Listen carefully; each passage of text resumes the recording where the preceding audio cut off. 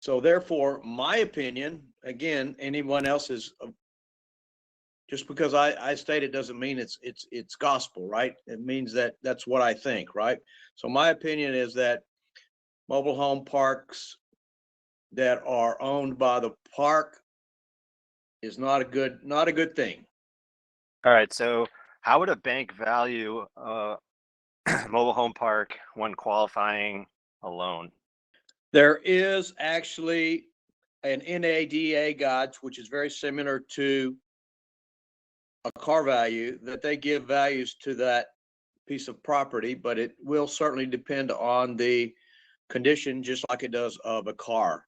So typically banks give them usually zero value. I talked to a lady last night at a party, and was a Christmas party for a real estate Christmas party, and she is a lender. And when I told her that I gave my analysis, I gave mobile home parks no value, just renting the dirt and what the net operating income was on that. She shook my hand and said, "Yes, you're absolutely correct." Good way to rid yourself the responsibility of repair.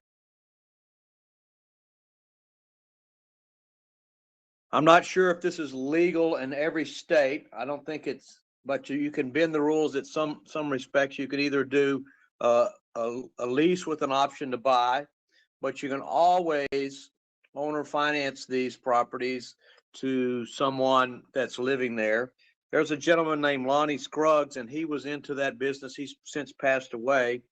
Uh, I don't remember the name of the book off the top of my head, but he would go around to mobile home parks and find guys that had a property that was, they were going to walk from it. So he would buy it for $5,000 or $10,000, and he would own or finance it for 5 or 10 years, whatever made sense. It was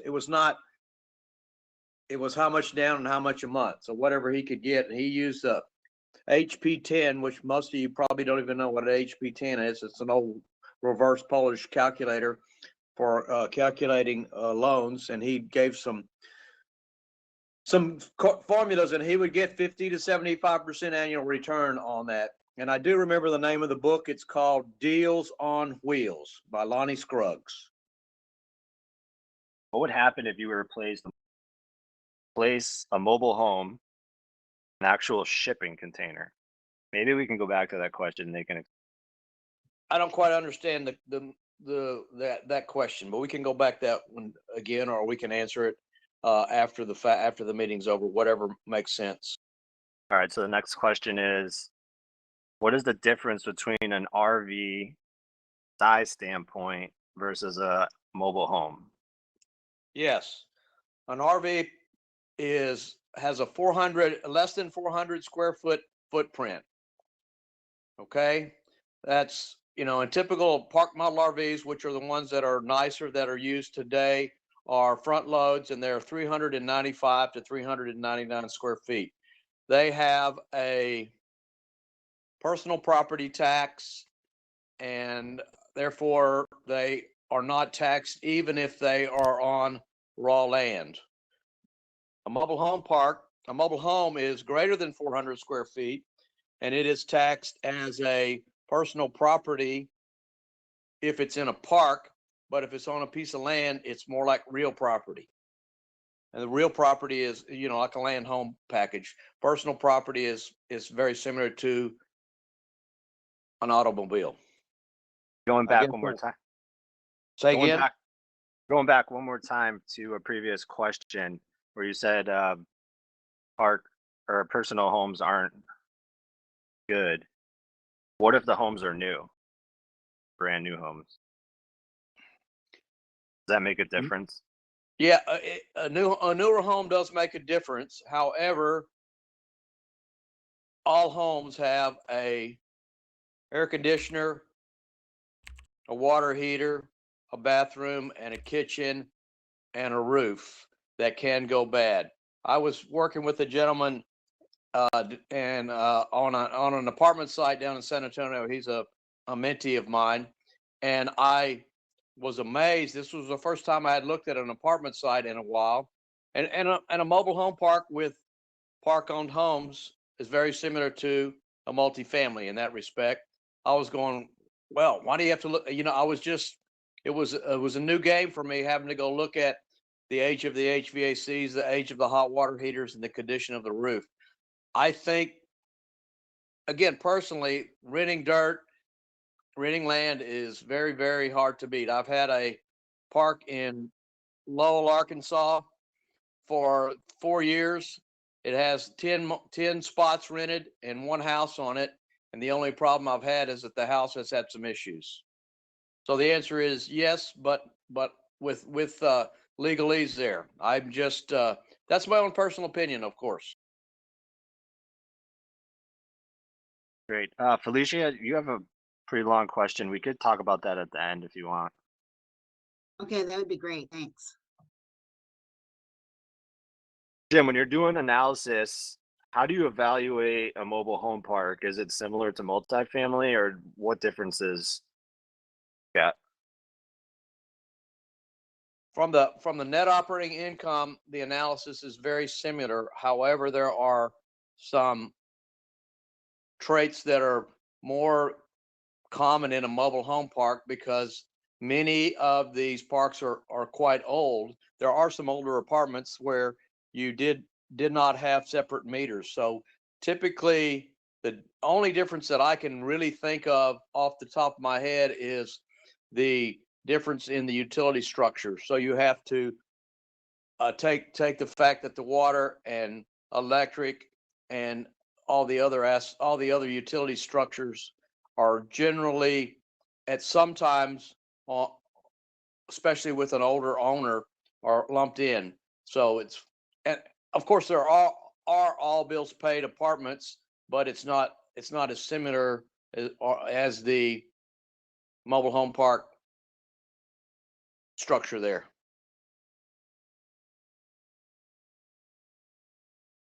Probably talk about this one for a while, but maybe just cut it to like, what are two advantages and two disadvantages of investing in a mobile?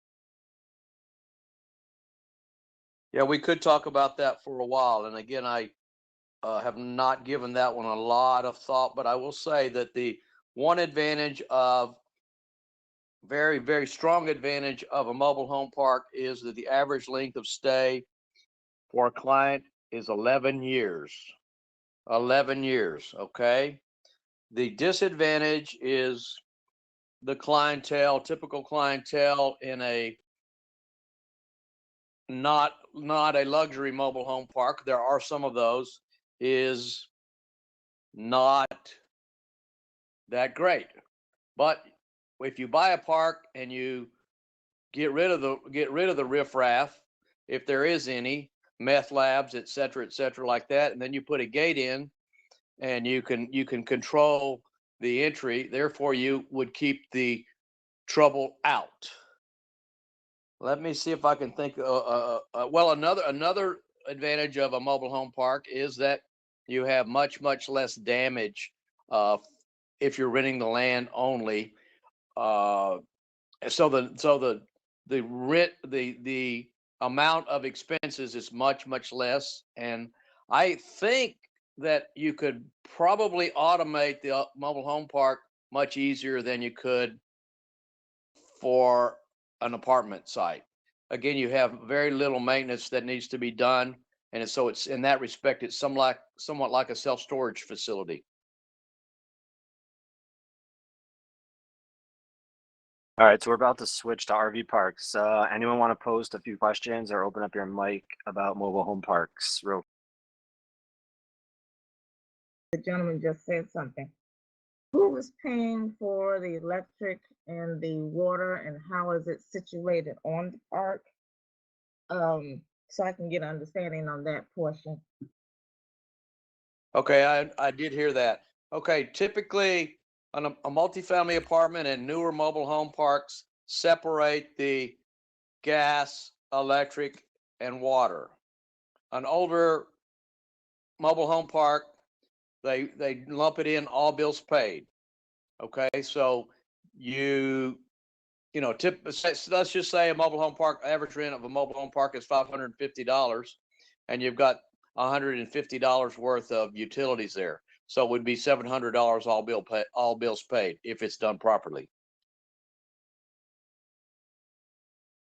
And is the internet on there? Or are you using satellites for internet service to be on the lots?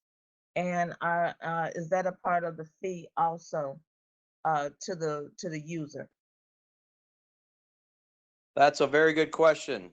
The internet is like a utility nowadays, and you can choose to charge them extra, or you can charge them uh, separately.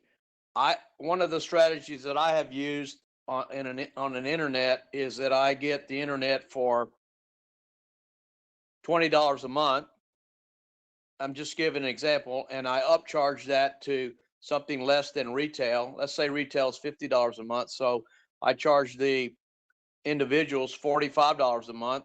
So I win because I make $25 a month. They win because they save $5 a month, and the internet company obviously wins because they get one bill and it's paid.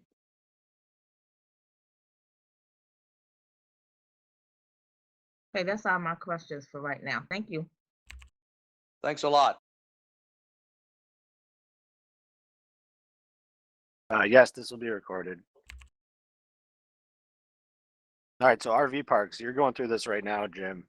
What's roughly, I know the cost is going to be very hard to figure out right now, but what do you see for averages costs for building an RV park lot from scratch? Maybe go into the difference between just dirt versus covered. Right. I'm going to give you the total cost of a first class RV park with concrete, underground utilities, tap fees, obviously underground water and sewer as well, but underground electric. That number is probably, it's floating because concrete cost and all the other utility costs seem to be hyperinflation kind of mode, but that cost is around 20 to 25,000. However, if you use asphalt, you can obviously save money. And if you don't put a sidewalk in, you can save money. And if you just do a dirt RV park, which many parks are dirt, and actually my self-storage in College Station is only part of it is asphalt. The rest of it's caliche, which is much less expensive than concrete for sure. So the one of the bigger factors is what's the tap fee? You have a water tap fee and electric tap fees that vary greatly within the jurisdiction.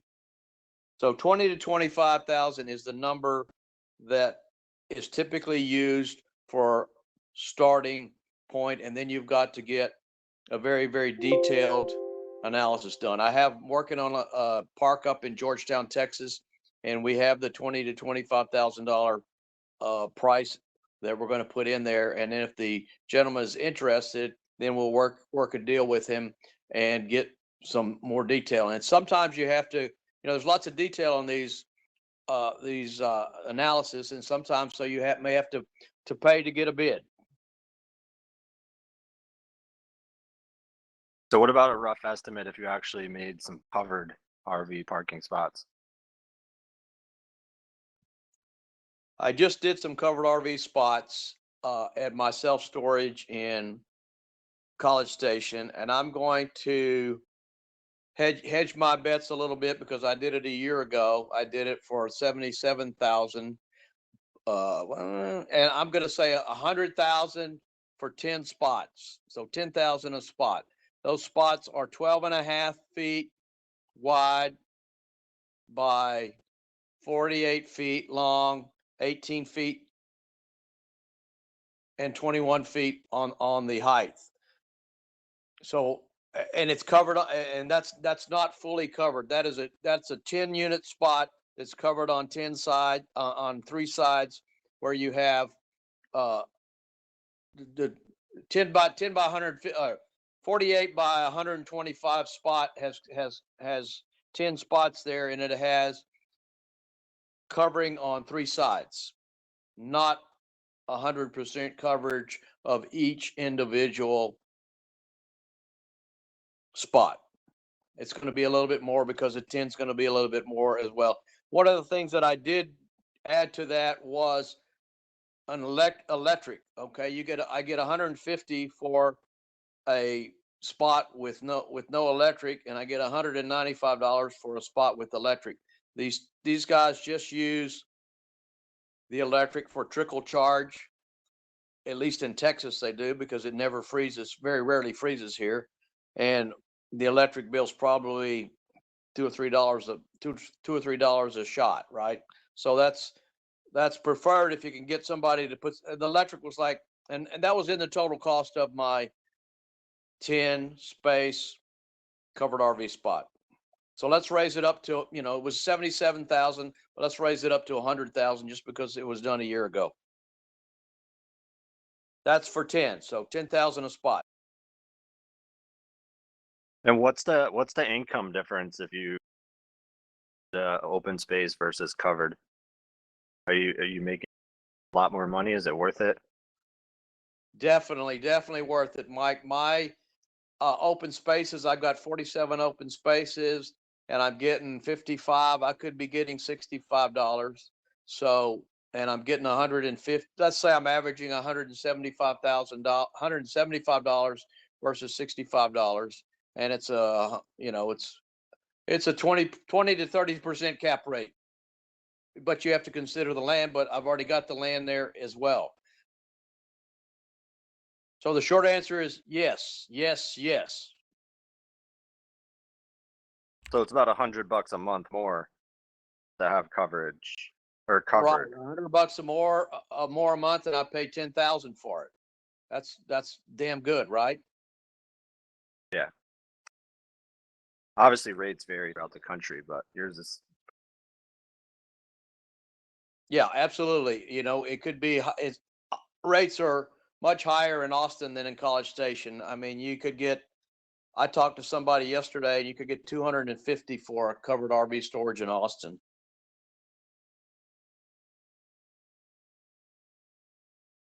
I do know that CubeSmart has a 4-side covered storage with a garage on it, a garage door on it, for $300 a month. So Jim, if you had to choose land, do just an RV park, what would you look at? What would you consider in order to determine like this is the spot? For an RV, for a new build RV, just want to clarify that part. Yeah. Yep. Okay. I am a long-term tenants. Some people prefer destinations, and I don't, because I like the easy money. I like to make sure that I don't like to work that hard. I like to make sure I have some people that are going to be there for a long time. For example, I really like the 55 plus park model RV parks that people rent by the month, and they've got their park model RV there. It's got skirting, and it's not going to be going out on every Friday or Saturday.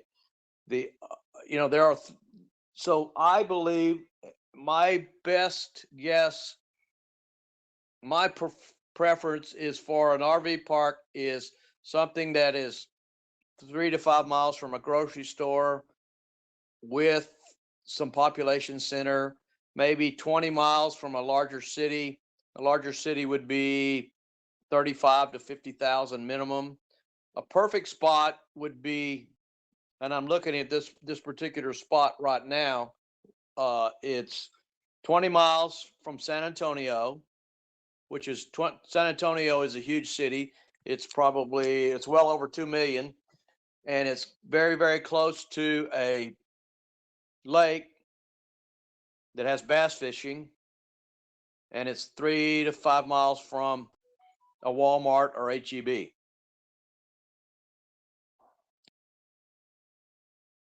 All right, I think we have a little scenario here. Side resort, 20 miles from a big city, million population. vast lake nearby, or 5 miles, mid city, 75 population. Want to know which one would you choose? Okay, as I've already discussed, I think that the big city with the population close to a bass lake, that's San Antonio area. And number one, and number two, I would choose a mid-sized city, the 75,000 population, simply because it's more conducive for the type of people that would live in an RV park permanently for a fair price.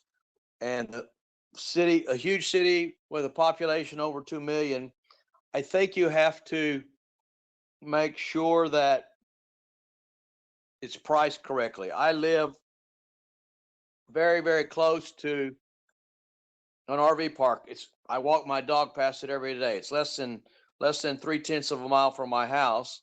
He's got 50 spots.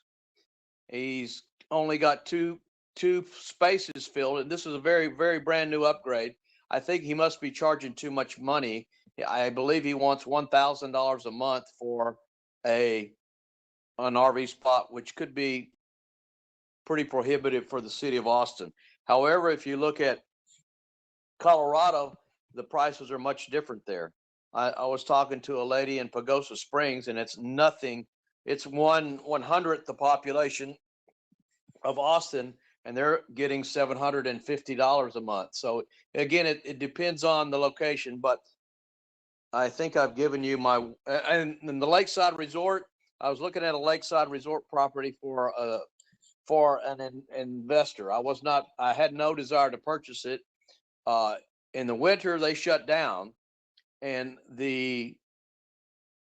it's very, very much a weekend kind of thing.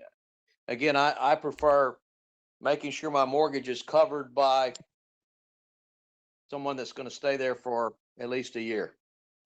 In your opinion, is it best to live close to your RV park, manage them yourself, or do you hire that out? And Purchase anywhere, I think that unless you have some a good mentor or someone that has management experience, you need to be within a couple of hours of it. That's just my own opinion again. However, I think an RV park is very much like a self storage. You have to have, if it's run the way that I would like to get it run, where you have mostly long term tenants and you have a few, and the other scenario I would say is I wouldn't really want to rent to many people to drive in for 2 nights on the weekends, but could be a small number. The other scenario that I like is you could buy a park model RV and rent that out as a short-term rental. I think that those particular scenarios can be run remotely. I'm working on a scenario where that could be the case. And I will say my self-storage has been very successful in College Station. My assistant that runs that place has been in Israel for the last 3 months, and I went by there a couple of weeks ago, and it looks sharp because all you have to do in a self-storage and in an RV park sort of run the way that I am suggesting is you have to have somebody mow the grass and somebody make sure that nobody's squatting on your property, right? And with technology, I'm sure that you could. I made a crazy statement that you could put a freaking some clause on there if somebody doesn't pay. You can also you can also automate the check-in process on an RV if you wanted to by putting a little card reader there at the water sewer and electric pipe, and you could totally automate that. I was talking to a lady at a park I was considering purchasing in Lake Charles, and we had the same concept. She lived 20 miles away, and she agreed that we could almost totally automate that operation. Where now it's not as upgraded as it should be, so she has to go in and make some concessions. So technology wins again.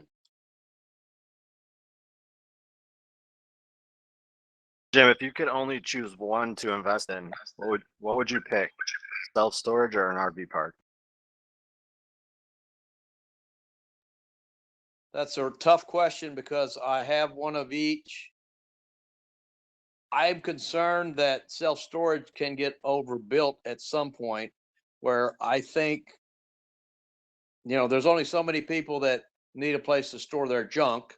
Where an RV park, you're always going to have, in my opinion, you're always going to have some people who don't make a lot of money. And if you look at Austin, the average price of a home is $500,000. I don't know what you have to make to qualify for that, but if you have an RV or a mobile home park, you're renting the dirt, and your debt service coverage ratio, your debt to income ratio, doesn't include the lease. So it would be much more preferred.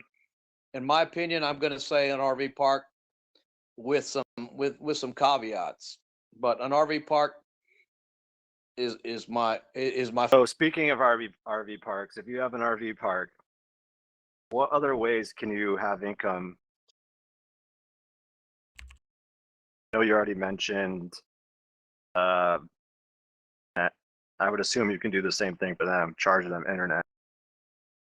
Right. I'm going to try to open this up to the audience. I'm going to give a couple of examples, and then I'm going to see if the audience can give me some feedback.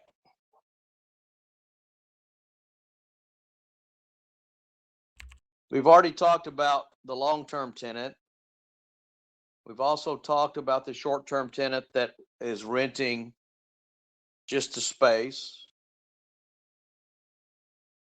We've also talked about the short-term tenant with a park model RV. That's just like renting a house and STRs, and those things are never going to go away.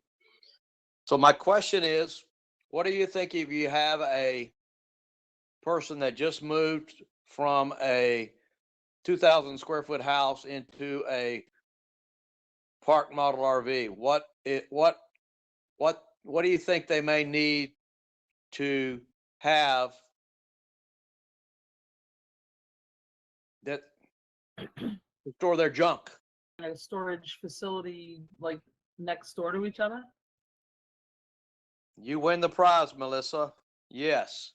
The park that I was looking at in Lake Charles, it had maybe an extra an extra half an acre, and we were just going to put some self storages there. Also, an A-class park in Austin, they have a spot on. They have a little self storage on each of their spaces. So either way wins. Mike, be sure and give Melissa that gift card.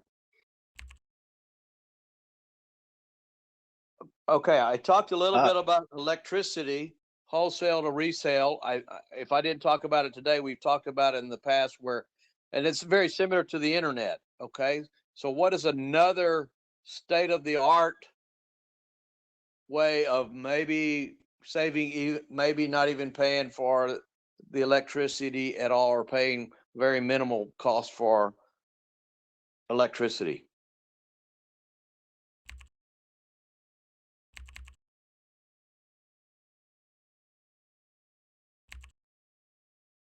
One hint. How about the sun? Solar. Who answered that? Christopher? Yes, that's the correct answer. Whoever answered that, Mike, let's give them a gift card as well. The my house here in Austin, I have a 13 panels. It's a pretty it's a new house. I have 13 panels, and I pay $2 a month for my solar bill. The other scenario is you can make money on the difference. In Austin, they give you retail to retail, 12 cents a kilowatt hour versus 12 cents a kilowatt hour. But in my self storage in College Station, it's 12 cents a kilowatt hour for retail, but they only credit you back 3 cents a kilowatt hour. So if you've got an RV there that is burning some of the electricity, you can get the 12 cents a kilowatt hour back from the electric company, and you can give these guys a little discount. Charge them 10 cents a kilowatt hour. Go to go back to the garage answer too. There's actually a few companies that develop. I don't know. Everyone calls them something different, but they're basically very simple storage units. They come delivered flat, and you can put them together in like 15, 20 minutes with 2 people. I believe the last time I looked, there was 5 different sizes. The smallest size was about $900. Technically, Jim could buy 10 of those and then put them right next to each unit for his RVs, and then rent those for, I'm not sure what the rate would be down by you, but an extra $50 to $100 a month. That's a good point, Mike, and I'm familiar with those companies as well. There's more than one company, but if you're spending $1,000 and you're getting $50 a month, that ratio is very, very good, right? Yeah, and a little off topic, I've heard that what some of the storage facilities are doing now, because they're full, they're renting them. So they're buying whatever amount, and they either have a truck or U-Haul. And when someone comes to rent a storage facility and they're full, they say, well, you could take this home. And they're smaller than, I forget the company that everyone uses. There's a few that they put the box in your driveway when you're moving. So they're like literally mini storage units. So I've seen that starting to happen. Yeah, in Texas, you can put a self-storage behind anything behind a truck as long as it's less than 8 feet wide. You can put it on your F-250 or F-100 or whatever it is. If it's over 8 feet wide, you have to have some special permits, and you got to have somebody, driving in front of you and behind you, et cetera, et cetera. So that is a very good point. I'm going to come up with some more esoteric type things that I've seen in my days and looking at RV parks. One, there was a dance hall. How about that? Okay. Another, there was a restaurant that was attached to it.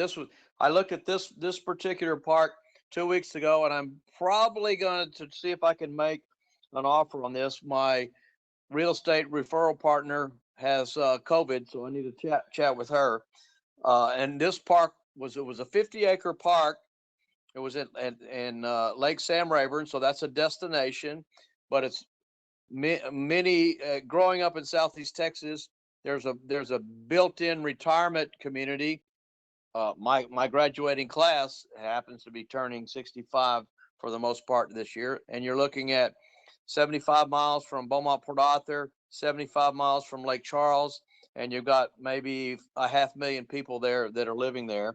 And so this park was a 50-acre park, and it had a driving range, a restaurant, and it also had a walking trail.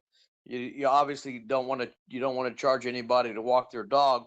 The restaurant has been closed, but I wouldn't want to run the restaurant, but I'd certainly lease it out to someone that had a desire to run that restaurant. And the driving range, I think they were getting $30 an occupant. If somebody wanted to go drive some balls out there. Okay.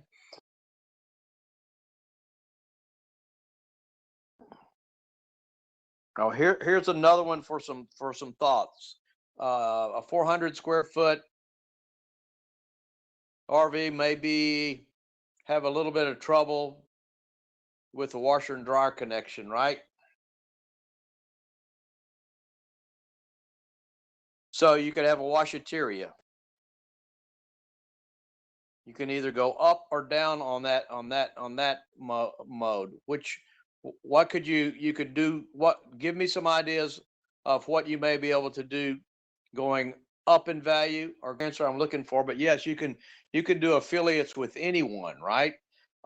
Absolutely. You could give them the YMCA access, or if you had a golf course or anything such as that. That's a very, very out of the box answer, and I appreciate you bringing that up to me. I hadn't even, hadn't didn't have that on my list. But the I've been to a KOA. They had a fully stocked store. I don't think that's very efficient, but you know, some people have that. Another possibility, and this is, my sons did this when they were 8 and 10 years old or so.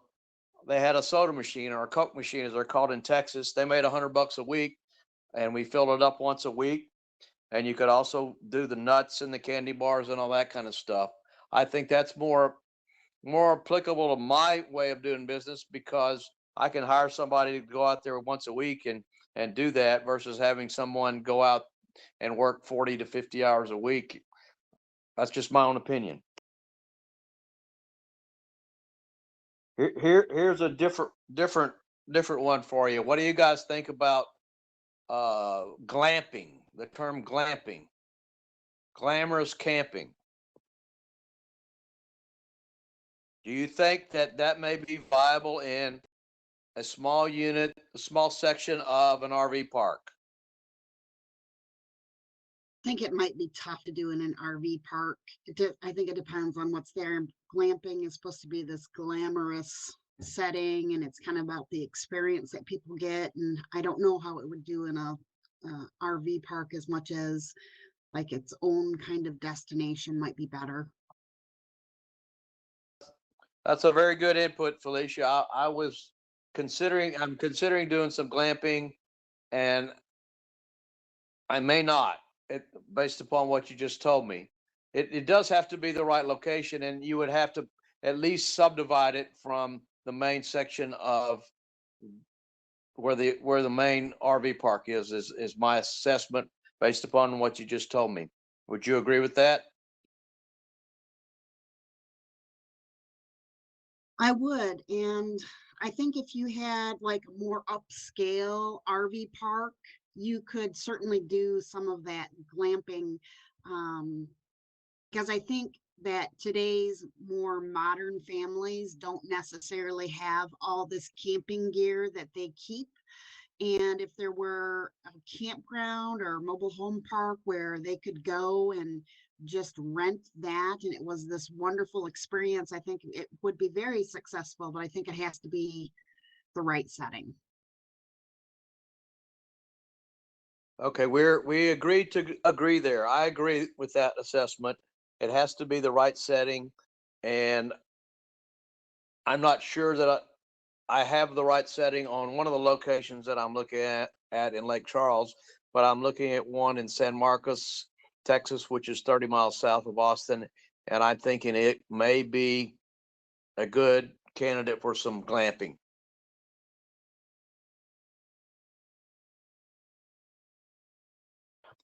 That's all of the list that I have. Has anybody else got any ideas churning in their head based upon some of the crazy things that I mentioned there?